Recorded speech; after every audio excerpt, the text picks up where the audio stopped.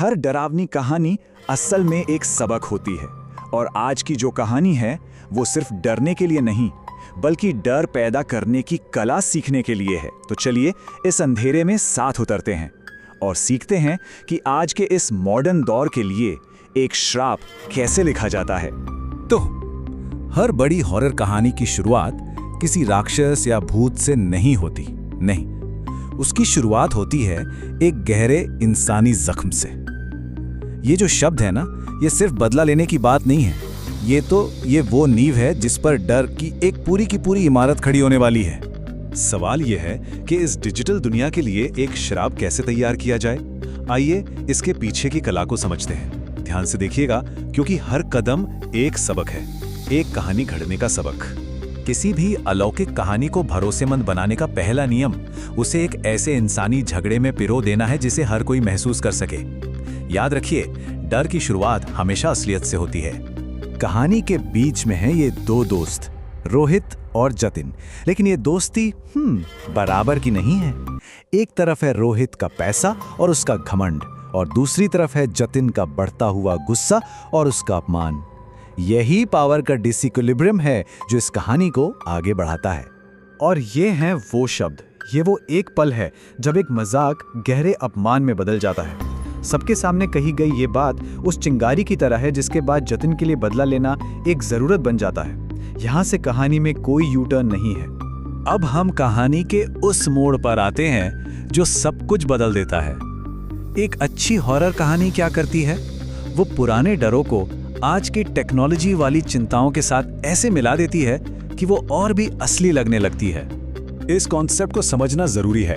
ये पुराने बदले के कहानी को आज के दौर में लाने का एक तरीका है। असरदार हॉरर के लिए डर को अब पुरानी किताबों से निकालकर हमारे फोन की स्क्रीन पर लाना ही होगा। सोचिए, जतिन को ये अनजान मैसेज ठीक तब मिलता है जब उसकी बेइज्जती का वीडियो वायरल हो चुका है। देखिए ये मैसेज कैसे काम करता है। 100% समाधान का वादा उसकी हताशा का पूरा फायदा उठाता है। टेक्नोलॉजी ने ही उसे जलील किया और अब वही टेक्नोलॉजी उसे बदला लेने का रास्ता दिखा रही है। अब आते हैं इस सबक के सबसे जरूरी हिस्से पर। यहाँ हम उन तकनीकों को समझेंगे जिनसे धीरे धीरे एक मनोवैज्ञानिक खौफ पैदा किया जाता है। बात सिर्फ डराने की नहीं है, बात है डर को परत दर परत बनाने की, परछाइयों और रोशनी के खेल से। डर को बढ़ाने की इस कला को देखिए। कहानी कभी भी एक झटके में नहीं डराती।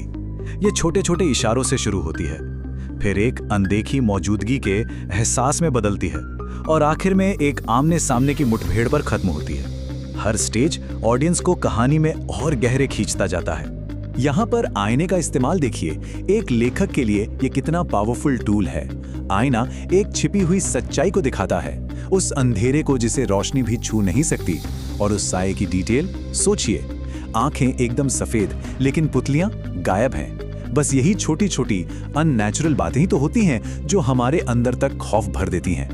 यहाँ डर सिर्फ अंधेरे में छिपी किसी चीज से नहीं आता। ये जो आंखें दिख रही हैं ना, ये इस एहसास को पक्का करती हैं कि किरदार पर 24 घंटे नजर रखी जा रही है। लगातार देखे जाने का यही एहसास उसके पागलपन को और ऑडियंस के डर को कई गुना बढ़ा देता है।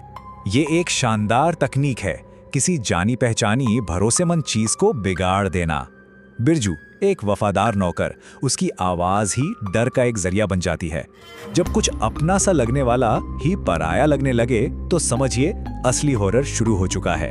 अब हम कहानी के क्लाइमेक्स की तरफ बढ़ते हैं, छत पर होने वाले उस अंतिम दुखद टकराव की ओर। एक राइटर के तौर पर यह समझना बहुत जरूरी है कि क्लाइमेक्स को कैसे बनाया जाए ताकि उसका असर सबसे ज्यादा हो। इस टाइमलाइन पर गौर कीजिए। हर कदम जानबूझकर धीरे धीरे उठाया गया है। पहले एक जानी पहचानी आवाज, फिर दरवाजे का बंद होना, फिर साए का दिखना। ये एक के बाद एक होने वाली घटनाएं हैं जो तनाव को उस लेवल तक ले जाती हैं जहां से लौटना नामुमकिन हो। साए के ये शब्द देखिए, ये अलौकिक डर को सीधा कहानी की शुरुआत के उस इंसानी जख्म से जोड़ देते हैं। ये बदला सिर्फ जान लेने का नहीं है, ये उस भावनात्मक दर्द का हिसाब किताब है। ये एक बेहतरीन नैरेटिव डिवाइस है। श्राप देने वाले को मजबूर किया जा रहा है कि वो अपने किए का नतीजा अपनी आंखों से लाइव देखे, और उसे एक ऐसा चॉइस दिया जाता है जो उसके दोस्त की मौत तय कर देता है और उसे इस गुनाह में हमेशा के लिए भागीदार बना देता है। एक अच्छी कहानी का अंत जवाब नहीं देता, बल्कि एक नया और भी ज्यादा डरावना सवाल खड़ा करता है। यहाँ हम एक ऐसे ट्विस्ट एंडिंग की ताकत को समझेंगे जहाँ डर पीड़ित के साथ खत्म नहीं होता, बल्कि पलटकर अपराधी की ओर ही मुड़ जाता है। तो कहानी का एक अध्याय यहाँ खत्म होता है, बदला पूरा हो गया, पीड़ित चला गया ऐसा लगता है। लेकिन कहानी खत्म नहीं हुई है।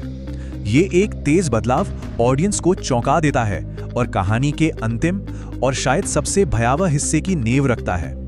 ये आखिरी मैसेज सब कुछ साफ कर देता है। ये कोई एक बार का सौदा नहीं था, ये एक चाल है, एक कभी ना खत्म होने वाला चक्र।